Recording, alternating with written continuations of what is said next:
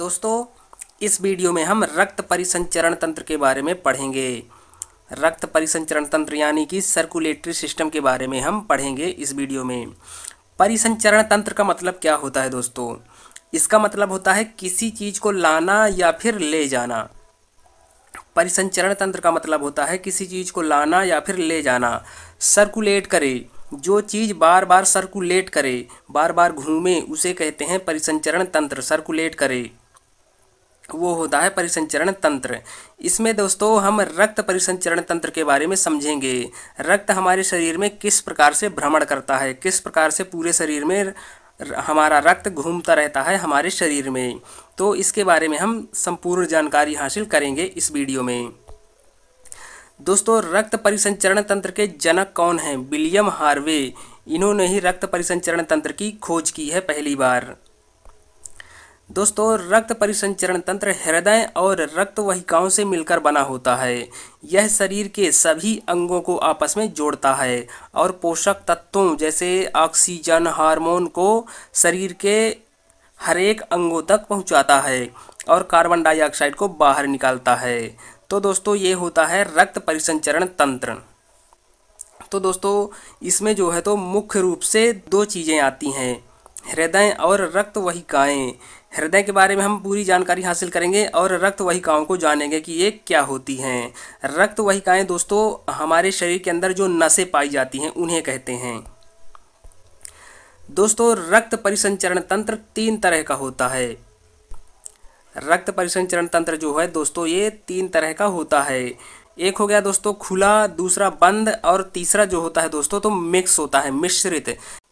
दोस्तों, खुला परिसंचरण तंत्र जो होता है वो आर्थ्रोपोडा जंतु में पाया जाता है, मोलस्का जंतु में पाया जाता है। मोलस्का जंतु दोस्तों घोंघा हो गया, सीप हो गया, शंख हो गया, ये मोलस्का जंतु होते हैं। तिलचट्टा हो गया, कीड़े मकोड़े हो गए, मक्खी हो गई, मच्छर हो गए, तितली हो गए, इनमें दोस्तों खुला परिसंचरण तंत्र होता है। इनमें कंकाल बाहर होता है और इनमें जो है तो रक्त नहीं होता, रक्तदाब नहीं होता। रक्त होता है परंतु रक्तदाब नहीं होता। इनमें दोस्तों रक्त जो है तो ऊतक के संपर्क में बहता है। तो इस तरह से दोस्तों आप लोगों को ध्यान रखना है। इसके बाद है दोस्तों बंद परिसंचरण तंत्र। दोस्तों, बंद परिसंचरण तंत्र में स्तनधारी जीव आते हैं, पक्षी हो गए, मानव हो गए, केचुए, ऑक्टोपस और स्क्विड, इनको आप लोगों को ध्यान रखना है। जानवर हो गए दोस्तों जैसे कुत्ता, बिल्ली, हाथी, शेर, चीता, भेड़, बकरी आदि, ये सभी जानवर जो होते हैं इनमें बंद परिसंचरण तंत्र होता है। बंद परिसंचरण तंत्र का मतलब है दोस्तों कि नसों में रक्त बहे। रक्त जो है तो रक्त नलिकाओं में बहता है, नसों में रक्त बहता है। इनमें कंकाल जो है तो अंदर होता है, रक्तदाब होता है, पूरे शरीर में फैलाने के लिए रक्तदाब होता है इसमें। तो इस प्रकार से इन दोनों चीज़ों को आप लोगों को ध्यान रखना है। इसके बाद होता है दोस्तों मिश्रित परिसंचरण तंत्र। ये खुला और बंद दोनों प्रकार का होता है। इसमें दोस्तों उभयचर जीव आते हैं और सरीसृप जैसे मगरमच्छ हो गए, इस प्रकार के जीवों में जो है तो मिश्रित परिसंचरण तंत्र पाया जाता है। दोस्तों, हमारा परिसंचरण तंत्र जो होता है वो उसमें तीन चीज़ें शामिल होती हैं।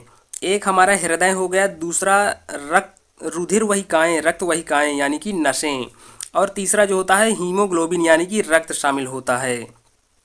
तो दोस्तों ये रक्त जो है तो ये हम रक्त वाले चैप्टर में इसको पढ़ेंगे। यहाँ पर दोस्तों हम इन दो चीज़ों के बारे में देखेंगे, हृदय और रुधिर वाहिकाओं के बारे में। तो दोस्तों हृदय का जो काम होता है यानी कि हमारे दिल का जो काम होता है उसका काम होता है रक्त को पंप करना, इसके अलावा इसका काम कुछ नहीं होता। रुधिर वाहिकाएं नसें होती हैं, रक्त को एक स्थान से दूसरे स्थान तक ले जाने का काम करती हैं। जैसे दोस्तों धमनी हो गई, शिराएं हो गए, केशिकाएं हो गए।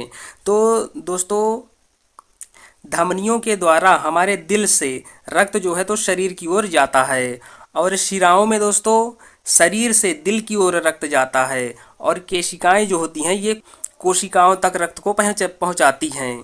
तो इस प्रकार से आप लोगों को ध्यान रखना है। ये केशिकाएं हैं, कोशिका नहीं, कोशिका अलग है, केशिका अलग है। ये केशिकाएं एकदम बहुत ही पतली नसें होती हैं जहाँ पर शुद्ध और अशुद्ध दोनों प्रकार का रक्त पाया जाता है। शुद्ध रक्त वो होता है दोस्तों जिसमें ऑक्सीजन मिला होता है और अशुद्ध रक्त वो होता है जिसमें कार्बन डाइऑक्साइड मिली होती है। इस प्रकार से आप लोगों को शुद्ध और अशुद्ध में अंतर रखना है। तो दोस्तों धमनियों में शुद्ध रक्त बहता है और शिराओं में अशुद्ध रक्त बहता है। जब दिल से शरीर की ओर रक्त बहता है तो वो शुद्ध रहता है, और शरीर से जब दिल की ओर रक्त जाता है तो वो अशुद्ध होता है। इस प्रकार से आप लोगों को ध्यान रखना है। और आगे बढ़ते हैं। अब देखते हैं दोस्तों मानव हृदय। दोस्तों मानव हृदय जो होता है वो मांसपेशीय अंग होता है, मांसपेशियों का बना होता है, मांसपेशीय अंग होता है। मानव हृदय का काम होता है रक्त को पंप करना। इसके अलावा दोस्तों दिल का कोई भी काम नहीं होता। दिल धड़कता है, ये सब जो गाने बने हैं, दिल में दर्द, ये दुनिया तीन तूफान जो है, ये सब कुछ नहीं होता। दिल का काम होता है सिर्फ पंप करना, रक्त को पंप करना, और कुछ नहीं। रुधिर वाहिकाएं में दोस्तों नसें आती हैं, मोटी नसें, पतली नसें, धमनियाँ, शिरा, केशिकाएं, यही कुछ मोटी नसें हो गई, कुछ पतली नसें हो गई। इनको हम आगे अच्छे से समझेंगे। दोस्तों धमनियों में शुद्ध रक्त बहता है जिसमें ऑक्सीजन मिला होता है, और शिराओं में जो है तो अशुद्ध रक्त बहता है जिनमें CO2 मिला होता है, यानी कि कार्बन डाइऑक्साइड मिला होता है। दोस्तों हमारे शरीर से हृदय की ओर रक्त जाता है फेफड़े में। दोस्तों इसके पहले फेफड़ा चैप्टर पढ़ाया जा चुका है, तो उसको आप लोग ज़रूर देख लें, जिससे कि ये चीज़ें समझ में आए। सारी चीज़ें लिंक होकर बताई जा रही हैं, तो आप लोग एक बार फेफड़ा चैप्टर ज़रूर देख लें। तो दोस्तों शरीर से जब रक्त हृदय की ओर जाता है, इसके बाद रक्त हृदय से होकर के फेफड़े में जाता है, तो फेफड़ा जो होता है तो रक्त से CO2 खींच के ऑक्सीजन मिला देता है, O2 मिला देता है, जिससे रक्त जो है तो शुद्ध हो जाता है। शुद्ध रक्त फिर हृदय में आता है। इसके बाद हृदय जब पंप करेगा तो रक्त जो है तो शरीर की ओर जाता है। ये प्रोसेस पूरी चलती रहती है इसी प्रकार हमेशा। जब तक आदमी जिंदा है, व्यक्ति जिंदा है, तब तक ये प्रोसेस इसी प्रकार से चलती रहती है। पहले रक्त जो है तो हमारा शरीर से हृदय में जाएगा, हृदय से फेफड़े में जाएगा, फेफड़े से शुद्ध होकर के ऑक्सीजन को लेकर के हृदय में आएगा, हृदय पंप करेगा तो हृदय से पूरे शरीर में फैलेगा रक्त। इस प्रकार से जो है तो हृदय काम करता है। दोस्तों हृदय का प्रत्यारोपण, पहली बार हृदय का प्रत्यारोपण के जनक कौन है? क्रिश्चियन बर्नार्ड हैं। इन्होंने 1967 में पहली बार हृदय को ट्रांसप्लांट किया था, यानी कि एक व्यक्ति से दूसरे व्यक्ति में लगाया था। दोस्तों दिल के ऑपरेशन को बाईपास सर्जरी कहते हैं, इसको आप लोगों को ध्यान रखना है। भारत में सबसे पहले डॉक्टर प्रफुल्ल कुमार सेन ने प्रत्यारोपण किया था। तो दोस्तों इन सभी चीज़ों को आप लोगों को अच्छी तरह से ध्यान रखना है। और आगे बढ़ते हैं। अब दोस्तों हम धमनी और शिरा, इन दोनों में अंतर समझ लेते हैं कि आखिर धमनी और शिराएं क्या होती हैं। इसके बाद दोस्तों हम दिल का स्ट्रक्चर बना के अच्छे से समझेंगे कि कौन सी नस किधर से आती है, कैसे रक्त को शुद्ध किया जाता है, किस प्रकार से पंप करता है, ये सभी जानकारी हम आगे हासिल करेंगे। तो दोस्तों यहाँ हम समझते हैं धमनी और शिरा में अंतर क्या होता है।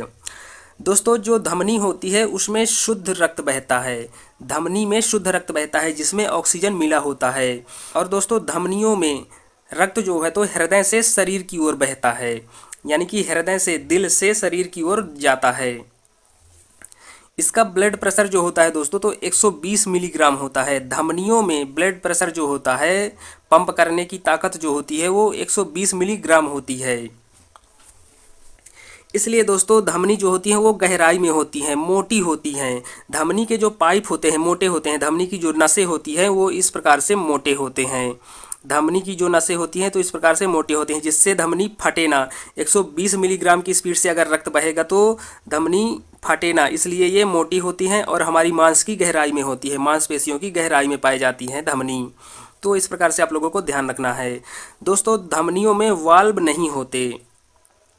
वाल्व दोस्तों दरवाजे होते हैं, जैसे रक्त इधर से इधर की ओर बहा तो ये पीछे ना लौटाए, इसलिए वाल्व लगाए जाते हैं, लगे होते हैं। हमारी नसों में वाल्व जो है तो लगे होते हैं। तो दोस्तों धमनी में वाल्व नहीं पाए जाते क्योंकि इसकी स्पीड ही बहुत ज़्यादा होती है। ब्लड प्रेशर की जो स्पीड होती है धमनियों में 120 मिलीग्राम की होती है, तो ये रक्त जो है तो वापस लौटने की कोई संभावना नहीं होती, इसलिए इसमें वाल्व जो है तो नहीं पाए जाते। धमनियों में जो रक्त, शुद्ध रक्त होता है दोस्तों, उसका रंग जो है तो लाल होता है। दोस्तों इसमें एक अपवाद है, फुफ्फुस धमनी जो है तो इसमें अशुद्ध रक्त होता है। इसको आप लोगों को ध्यान रखना है। धमनियों में शुद्ध रक्त होता है, लेकिन एक धमनी ऐसी होती है जिसमें अशुद्ध रक्त पाया जाता है। उस धमनी का नाम है फुफ्फुस धमनी। इसमें अशुद्ध रक्त पाया जाता है। इस प्रकार से आप लोग ध्यान रखना है। दोस्तों ये अपवाद नहीं होता, ये कॉन्सेप्ट होता है। हम जब आगे डिटेल में देखेंगे, दिल का स्ट्रक्चर बनाकर देखेंगे, तो उसमें आप लोगों को समझ में आ जाएगा। इसके बाद दोस्तों हम शिरा देखते हैं। शिरा में दोस्तों अशुद्ध रक्त बहता है। शिराओं में अशुद्ध रक्त होता है जिसमें CO2 मिली होती है। कार्बन डाइऑक्साइड जिसमें मिली होती है वो अशुद्ध रक्त होता है, तो ये शिराओं में होता है। ये शरीर से हृदय की ओर जाता है। शिरा में रक्त जो बहता है वो शरीर से हृदय की ओर बहता है। इसका ब्लड प्रेशर जो है दोस्तों, इसका ब्लड प्रेशर जो है तो 80 मिलीग्राम होता है। ये दोस्तों त्वचा के ऊपरी भाग में ही होते हैं। शिराएं जो होती हैं त्वचा के ऊपरी भाग में होती हैं और ये पतले होते हैं क्योंकि इसका स्पीड जो है तो कम होता है। इसमें नसों के फटने का चांसेस नहीं रहता, इसलिए ये त्वचा के ऊपरी भाग में पाए जाते हैं और पतले होते हैं। इनमें दोस्तों वाल्व लगे होते हैं। जैसे मान लीजिए ये हो गया शिरा, इधर से खून हमारा दिल की ओर जा रहा है शरीर से, तो इसमें इस प्रकार के वाल्व लगाए जाते हैं। इस प्रकार के वाल्व लगाए जाते हैं जिससे रक्त जो है तो ये आगे इस तरह बढ़ जाए और पीछे लौटकर ना आए, क्योंकि 80 की स्पीड जो है तो 120 से कम होती है, तो इसमें वापस लौटने की संभावना होती है। तो इसमें वाल्व लगे होते हैं। ये वाल्व दोस्तों दरवाजे का होते हैं, दरवाजे होते हैं जिससे इधर से रक्त अगर वापस लौटेगा तो ये दरवाजे रोक देंगे, इधर से ही रक्त जा सकता है दिल की ओर। इस प्रकार से ये वाल्व लगाए जाते हैं। इसके बाद दोस्तों रंग, शिराओं में जो रक्त बहता है उनका रंग हल्का नीला होता है क्योंकि ये अशुद्ध रक्त होता है जिसमें CO2 मिली होती है। इसमें भी दोस्तों एक अपवाद होगा, फुफ्फुस शिरा, इसमें शुद्ध रक्त बहता है। फुफ्फुस शिरा में शुद्ध रक्त बहता है।